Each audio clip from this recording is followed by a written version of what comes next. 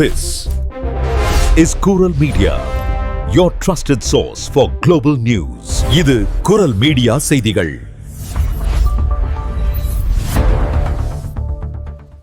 இது குரல் மீடியாவின் இன்றைய பிரதான செய்திகள். செய்திகளை வாசிக்கும் நான் கோகுலநாதன் தமிழினி. முதலில் தலைப்புச் செய்திகள். பாரிஸ் மற்றும் அதன் புறநகர் பகுதிகளில் தீவிரமாகும் பராமரிப்பு பணிகள். பராமரிப்பு பணிகளால் போக்குவரத்தில் மாற்றம். தடை செய்யப்பட்ட கடற்கரைகள் அல்லது நீர்நிலைகளிலும் 68 யூரோ அபராதம். சட்டவிரோத நீராடல்கள் மற்றும் உயிரிழப்புகளை தொடர்ந்து புதிய சட்டம் நாடு முழுவதும் அமுல். பாரிஸில் உள்ள வங்கியின் மீது தாக்குதல் நடத்த திட்டமிட்ட சதி முறியடிப்பு. ஈரானுடன் தொடர்புடைய பயங்கரவாத அமைப்பின் தொடர்பிருக்கலாம் என அதிகாரிகள் சந்தேகம். பிரான்ஸ் காட்டுத்தீ விவகாரத்தில் சிறார்கள் உட்பட மொத்தம் 375 பேர் அதிரடி கைது. கைது செய்யப்பட்டவர்களில் பலர் வேண்டுமென்றே தீ வைத்ததாக வழக்குப்பதிவு. ஸ்பெயின் சியூட்டா எல்லைக்குள் 60,000 சட்டவிரோத ஊடுருவல். பிரான்ஸ் எல்லையில் பாதுகாப்பு 5 மடங்கு அதிகரிப்பு. சட்டவிரோத அழகியல் ஊசி சிகிச்சைகளை உடனடியாக நிறுத்த அழகியல் அறுவை சிகிச்சை சங்கம் எச்சரிக்கை. குற்றவாளிகளுக்கு கடும் தண்டனை வழங்க வலியுறுத்தல். பாரிஸில் சமையல் கலையில் வரலாற்று சாதனை படைத்தார் ஈழத்தமிழர் நிரோஜன் குலசிங்கம். சமையல் உலகின் ஆஸ்கார் என போற்றப்படும் வழிகாட்டியில் இடம் பிடித்த சாதனை. பிரான்சின் அர்கென்டியூல் நகரில் உள்ள கழிவு மீள் சுழற்சி ஆலையில் பாரிய தீ விபத்து. தீ விபத்தினால் ஏற்பட்ட கடுமையான புகை வாடையால் அண்டை மாவட்டங்களிலும் மக்கள் பாதிப்பு. தொடர்பான விரிவான செய்திகள். பாரிஸ் மற்றும் இல-டி-பிரான்ஸ் பகுதிகளில் கோடைக்கால பராமரிப்பு மற்றும் நவீனமயமாக்கல் பணிகள் தீவிரமாக நடைபெற்று வருவதால் இந்த வாரத்தில் மெட்ரோ, RER மற்றும் டிரான்சிலியன் தொடர்ந்து சேவைகளில் பல அதிரடி மாற்றங்கள் அமலுக்கு வந்துள்ளன. பயண இடையூறுகளை தவிர்க்க பயணிகள் தங்களது பயணங்களை முன்கூட்டியே திட்டமிடுமாறு ராப் மற்றும் SNCF போக்குவரத்து நிறுவனங்கள் பொதுமக்களுக்கு அறிவுறுத்தியுள்ளன. முக்கியமாக RERP வழித்தடத்தில் கார் டு நார்ட் மற்றும் பூர்க்லா ரைன நிலையங்களுக்கு இடையே தொடர்ந்து சேவை தற்காலிகமாக நிறுத்தப்பட்டுள்ளது. சார்ல்ஸ் டெகால் விமான நிலையம் மற்றும் மிட்ரிக்லை நோக்கி செல்லும் தொடர்ந்துகளும் குறைந்த எண்ணிக்கையிலேயே இயக்கப்படுகின்றன. இதனால் கேர் டு நார்ட் நிலையத்தில் அதிக நெரிசல் ஏற்படும் என எச்சரிக்கப்பட்டுள்ளது. இதேபோல மெட்ரோ 13 வழித்தடத்தில் செயின்ட் டெனிஸ் யூனிவர்சிட்டி மற்றும் லா ஃபுர்ஷ இடையே சேவைகள் நிறுத்தப்பட்டு மாற்று பேருந்துகள் இயக்கப்படுகின்றன. மேலும் RERA தொடர்ந்துகள் நேஷன் நிலையத்தில் தற்காலிகமாக நிற்காது எனவும் அறிவிக்கப்பட்டுள்ளது. RERP மற்றும் D வழித்தட பணிகளால் மெட்ரோ 4 மற்றும் 5 வழித்தடங்களில் வழக்கத்தை விட அதிக நெரிசல் காணப்படும் என்பதால் பயணிகள் இயன்றவரை மாற்று வழித்தடமான மெட்ரோ 14 மற்றும் RERE சேவைகளை பயன்படுத்துமாறு அதிகாரிகள் பரிந்துரைக்கின்றனர். எனவே பயணத்திற்கு முன்பாக செயலிகள் மூலம் நேர அட்டவணையை சரிபார்த்து மாற்று பேருந்துகளை பயன்படுத்த கூடுதல் பயண நேரத்தை ஒதுக்கிக் கொள்ளுமாறு பயணிகளுக்கு கோரிக்கை விடுக்கப்பட்டுள்ளது. பிரான்சில் அனுமதிக்கப்படாத பகுதிகளிலும் சிவப்பு கொடி ஏற்றப்பட்டுள்ள அபாயகரமான கடற்கரைகள் அல்லது நீர்நிலைகளிலும் நீராடுபவர்களுக்கு விதிக்கப்படும் அபராத தொகையை 68 யூரோக்களாக உயர்த்தி புதிய அரசாணை வெளியிடப்பட்டுள்ளது. இதற்கு முன்பு இந்த அபராத தொகை 38 யூரோக்களாக இருந்தது. இனி அதிகாரிகள் நேரடியாகவே சம்பவ இடத்தில் அபராத சீட்டை வழங்க முடியும் என அறிவிக்கப்பட்டுள்ளது. சமீப காலமாக தடை செய்யப்பட்ட பகுதிகளில் சட்டவிரோதமாக நீராடுவோரின் எண்ணிக்கை அதிகரித்ததாலும் நீரில் மூழ்கி உயிரிழப்போரின் எண்ணிக்கை கணிசமாக உயர்ந்ததாலும் இந்த அதிரடி நடவடிக்கை எடுக்கப்பட்டுள்ளது. ஆகஸ்ட் 2ஆம் தேதியன்று வெளியிடப்பட்ட இந்த புதிய சட்டம் பிரான்ஸ் முழுவதும் அமலுக்கு வந்துள்ளது. பொதுமக்களின் பாதுகாப்பை உறுதி செய்யவும் ஆபத்தான நடவடிக்கைகளை தடுத்து நீர்நிலைகளை பாதுகாப்பாக பயன்படுத்துவதை ஊக்குவிக்கவும் இந்த சட்டம் கொண்டுவரப்பட்டுள்ளது. சுகாதார அதிகாரிகளின் அதிகாரப்பூர்வ தரவுகளின்படி கடந்த 2.5 மாதங்களில் மட்டும் பிரான்சில் 274 பேர் நீரில் மூழ்கி பரிதாபமாக உயிரிழந்துள்ளனர். இவர்களில் 37 பேர் குழந்தைகள் மற்றும் இளைஞர்கள் ஆவர். குறிப்பாக கடுமையான வெப்ப அலை நிலவிய காலங்களிலேயே அதிக அளவிலான உயிரிழப்புகள் பதிவாகியுள்ளதாக தெரிவிக்கப்பட்டுள்ளது. பாரிஸ் நகரில் உள்ள பேங்க் ஆஃப் அமெரிக்கா வங்கியின் தலைமையகத்தை குறிவைத்து திட்டமிடப்பட்ட பயங்கரவாத தாக்குதல் முயற்சி அதிரடியாக முறியடிக்கப்பட்டுள்ளது.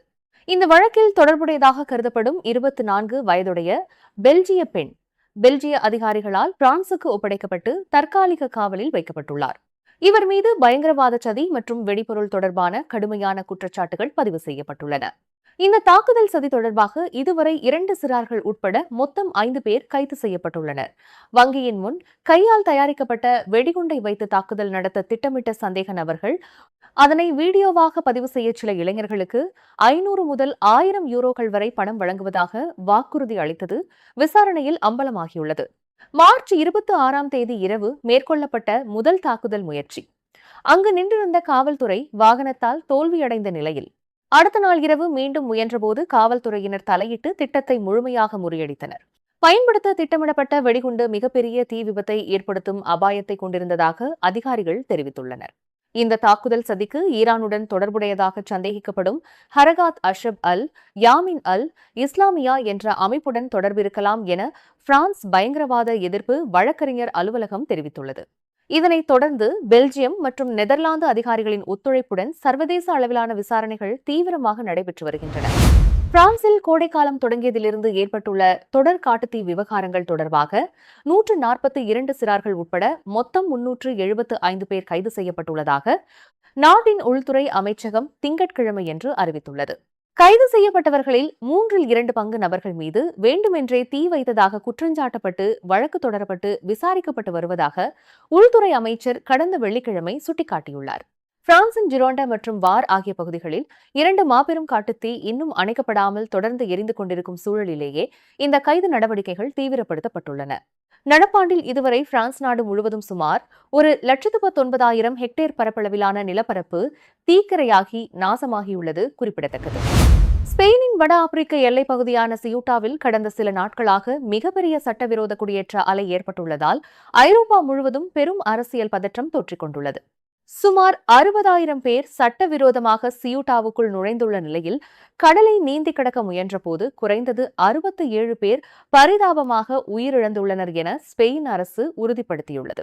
சியூட்டாவின் மொத்த மக்கள் தொகையில் சுமார் 70% சமமானவர்கள் ஊடுருவியுள்ளதால் அங்கு துறைமுகம் மற்றும் கடற்கரை பகுதிகளில் ராணுவம், காவல்துறை, நீர்மூழ்கி வீரர்கள் மற்றும் கண்காணிப்பு ட்ரோன்கள் அதிரடியாக குவிக்கப்பட்டுள்ளன. இந்த சம்பவத்தை தொடர்ந்து ஐரோப்பா முழுவதும் எல்லை பாதுகாப்பை கடுமையாக வலதுசாரி கட்சிகள் வலியுறுத்தி வருகின்றன. ஸ்பெயினை ஷெங்கன் ஒப்பந்தத்திலிருந்து இடைநிறுத்த வேண்டும் என இத்தாலி பிரதமர் கோரிக்கை விடுத்துள்ளதுடன் ஆகஸ்ட் 1ஆம் தேதி முதல் ஸ்பெயினிலிருந்து வரும் ஐரோப்பிய ஒன்றியத்திற்கு வெளியேயான குடிமக்கள் மீது சிறப்பு சோதனைகளை மேற்கொள்ளவும் உத்தரவிட்டுள்ளார். இதேபோல பிரான்ஸ் அதிபரின் உத்தரவின் பேரில் ஸ்பெயின் எல்லையில் பாதுகாப்பு அதிகாரிகளின் எண்ணிக்கை 5 மடங்காக அதிகரிக்கப்பட்டுள்ளது. மாட்ரிடில் உள்ள மொராக்கோ தூதரகத்திற்கு முன்பு தீவிர வலதுசாரி அமைப்பினர் கடும் போராட்டத்திலும் ஈடுபட்டனர். சட்டவிரோதமாக நுழைந்தவர்களில் 48,000 பேர் மீண்டும் மொராக்கோவிற்கே திருப்பி அனுப்பப்பட்டுள்ளதாக ஸ்பெயின் அதிகாரிகள் தெரிவித்துள்ளனர். இதுகுறித்து கருத்து தெரிவித்துள்ள ஸ்பெயின் பிரதமர் பெட்ரோ சாஞ்சஸ், இது ஐரோப்பாவை பிரிப்பதற்கான நேரம் அல்ல, ஒன்றுபட்ட ஐரோப்பிய ஒன்றியத்தை கட்டியெழுப்ப வேண்டிய நேரம் என தெரிவித்துள்ளார். மறுபுறம் இந்த சம்பவத்தின் காணொளிகள் ஒரு நாட்டின் மீது நடத்தப்பட்ட ஆக்கிரமிப்பை போன்றது என அமெரிக்க அதிபர் டொனால்டு டிரம்ப் கடுமையாக விமர்சித்துள்ளார். வறுமை காரணமாகவே உயிரை பணயம் வைத்து மக்கள் ஐரோப்பாவிற்குள் நுழைவதாக தெரிவிக்கப்படும் நிலையில் இந்த நெருக்கடி ஐரோப்பாவின் குடியேற்ற கொள்கையில் பெரும் தாக்கத்தை ஏற்படுத்தும் என எதிர்பார்க்கப்படுகிறது. சட்டவிரோத அழகியல் ஊசி சிகிச்சைகளை உடனடியாக நிறுத்த வேண்டிய அவசியம் ஏற்பட்டுள்ளதாக தேசிய பிளாஸ்டிக் மறுசீரமைப்பு மற்றும் அழகியல் அறுவை சிகிச்சை சங்கம் அவசர எச்சரிக்கை விடுத்துள்ளது. இந்த கோரிக்கையை ஆதரித்து சுமார் 5,000 மருத்துவர்கள் மற்றும் அழகியல் மருத்துவ நிபுணர்கள் கூட்டறிக்கை ஒன்றில் கையெழுத்திட்டுள்ளனர். சமீபத்தில் சட்டவிரோதமாக மேற்கொள்ளப்பட்ட அழகியல் ஊசி சிகிச்சைகளால் 2 இளம்பெண்கள் பரிதாபமாக உயிரிழந்ததை தொடர்ந்து இத்தகைய குற்றங்களுக்கு விதிக்கப்படும் தண்டனைகளை மேலும் கடுமையாக்க வேண்டும் என மருத்துவர்கள் வலியுறுத்தியுள்ளனர். மருத்துவ தகுதியற்ற போலி நபர்கள் இத்தகைய அபாயகரமான சிகிச்சைகளை மேற்கொள்வது அதிகரித்து வருவதாகவும் அவர்கள் கடும் கவலை தெரிவித்துள்ளனர். மேலும் இத்தகைய சட்டவிரோத சேவைகள் சமூக வலைதளங்கள் மூலம் பரவலாக விளம்பரப்படுத்தப்படுவதால் பொதுமக்களின் உயிருக்கு ஆபத்து அதிகரித்து வருவதாகவும் இதனை தடுக்க சமூக ஊடக நிறுவனங்கள் போதிய நடவடிக்கைகளை எடுக்கவில்லை எனவும் சங்கம் குற்றம் சாட்டியுள்ளது. 2022ஆம் ஆண்டிலேயே இந்த அபாயம் குறித்து எச்சரிக்கை விடுக்கப்பட்டிருந்தும் சுகாதார மற்றும் நீதித்துறை அதிகாரிகள் போதிய நடவடிக்கை எடுக்கவில்லை என தெரிவித்துள்ள சங்கம், சட்டவிரோத கணக்குகளை முடக்கவும் குற்றவாளிகளுக்கு கடும் தண்டனை வழங்கவும் அரசு உடனடியாக முன்வர வேண்டும் என வலியுறுத்தியுள்ளது. உறவுகளுடைய இழப்பு அப்படின்றது ஈடு செய்ய முடியாதது. ஆனா அந்த இழப்பு செய்தியை பிரசுரிக்க அதிக பணத்தையும் இழக்க வேண்டுமா? இனிமே அப்படி தேவையில்லை. உங்கள் கண்ணீர் துடைக்க kannee.com நாடுங்கள். உங்கள் உறவுகளின் அறிவித்தல்களை மிக குறைந்த சேவை கட்டணத்தோடு பிரசுரியுங்கள். அதிக பணத்தை அள்ளி வீச தேவையில்லை. kannee.com உங்கள் கவலைகளின் இணைய பங்காளி. யாழ்ப்பாணத்தை பூர்வீகமாக கொண்ட ஈழத்தமிழரான சமையல் கலைஞர் நிரோஜன் குலசிங்கம் பிரான்ஸ் தலைநகர் பாரிஸில் சமையல் கலையில் வரலாற்று சாதனை ஒன்றை படைத்துள்ளார். சமையல் உலகின் ஆஸ்கார் என மதிக்கப்படும் பிரசித்தி பெற்ற கால்டன் மில்லவ் வழிகாட்டியில் இடம்பெறும் முதல் ஈழத்தமிழர் என்ற மாபெரும் பெருமையை இவர் பெற்றுள்ளார். பாரிஸில் உள்ள பிரபல கப்பூச்சி உணவகத்தில் தலைமை சமையல் கலைஞராக பணியாற்றி வரும் இவருக்கு இந்த உயரிய அங்கீகாரம் கிடைத்துள்ளது. உலகளவில் ஆயிரக்கணக்கான உணவகங்களை ஆய்வு செய்து சிறந்தவற்றை தேர்ந்தெடுத்து வரும் கவுல்டன் மில்லவ் வழிகாட்டியில் தனது உணவகம் இடம் பிடித்திருப்பது குறித்து கருத்து தெரிவித்துள்ள நிரோஜன், இந்த அங்கீகாரம் எனது தனிப்பட்ட வெற்றி மட்டுமல்ல, எனது மக்கள் மற்றும் நாட்டின் வெற்றியும் கூட என நெகிழ்ச்சியுடன் குறிப்பிட்டுள்ளார்.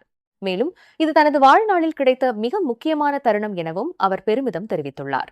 பாரிஸ் போன்ற உலக நகரங்களில் பல்வேறு துறைகளில் சாதித்து வரும் தமிழர்கள் தற்போது சமையல் கலையிலும் உச்சத்தை தொட்டுள்ளது உலக தமிழர்கள் மத்தியில் பெரும் மகிழ்ச்சியை ஏற்படுத்தியுள்ளது. நிரோஜனின் அர்ப்பணிப்பும் கடின உழைப்புமே இந்த உயர்வுக்கு காரணம் என ஊடகங்களும் சமையல் கலை நிபுணர்களும் பாராட்டி வருகின்றனர். பிரான்சின் வால்டாய்ஸ் மாவட்டத்தில் உள்ள அர்கென்டவுல் நகரில் செயல்பட்டு வரும் கழிவுப் பொருட்கள் மீள் சுழற்சி நிறுவனத்தில் பாரிய தீ விபத்து ஏற்பட்டுள்ளது. ரூடு லவெஸ்ட் பகுதியில் அமைந்துள்ள கிரீன் ரெக்குபரேஷன் நிறுவனத்தின் தொழிற்துறை கட்டடத்தில் அதிகாலை 1 மணியளவில் இந்த தீ விபத்து ஏற்பட்டுள்ளது. தகவல் அறிந்து தீயணைப்பு வீரர்கள் சம்பவ இடத்திற்கு சென்றபோது சுமார் 2500 சதுர மீட்டர் பரப்பளவிலான கட்டடம் முழுமையாக தீக்கிரையாகியிருந்தது. கட்டிடத்தில் ஏற்பட்ட தீ மளமளவென வெளியே இருந்த கழிவுப் பொருட்கள் சேமிப்பு பகுதிகளுக்கும் பரவியதால் மொத்தமாக சுமார் 3000 சதுர மீட்டர் பரப்பளவு தீயினால் பாதிக்கப்பட்டுள்ளது. தீயை கட்டுப்படுத்தும் பணியில் 150க்கும் மேற்பட்ட தீயணைப்பு வீரர்கள் ஈடுபடுத்தப்பட்டனர். இந்த தீ விபத்தினால் எழுந்த கரும்புகை மற்றும் கடுமையான நாற்றம் ஆர்கென்டவுல் மட்டுமின்றி ஹவுட்ஸ்டெஸ்ஸைன் மற்றும் யூலின்ஸ் பகுதிகளிலும் உணரப்பட்டதாக பொதுமக்கள் தெரிவித்துள்ளனர். கிரீன் ரெக்குபரேஷன் நிறுவனத்தின் கழிவு சேகரிப்பு மற்றும் மீள் சுழற்சி தளத்தில் தீ விபத்து அபாயம் இருப்பதாக ஏற்கனவே அதிகாரப்பூர்வமாக சுட்டிக்காட்டப்பட்டிருந்தது. வால்டாய்ஸ் நிர்வாகத்தின் பதிவேடுகளிலும் இந்நிறுவனம் தொடர்பாக 2026ஆம் ஆண்டு மே மாதத்தில் நடவடிக்கைகள் பதிவு செய்யப்பட்டுள்ள நிலையில் தற்போதைய தீ விபத்துக்கான காரணம் குறித்து தீவிர விசாரணைகள் முன்னெடுக்கப்பட்டு வருகின்றன. நீங்கள் இதுவரை கேட்டது குரல் மீடியாவின் பிரதான செய்திகள். மேலும் இதுபோன்ற செய்திகளை அறிய குரல் மீடியாவை சப்ஸ்கிரைப் செய்யுங்கள்.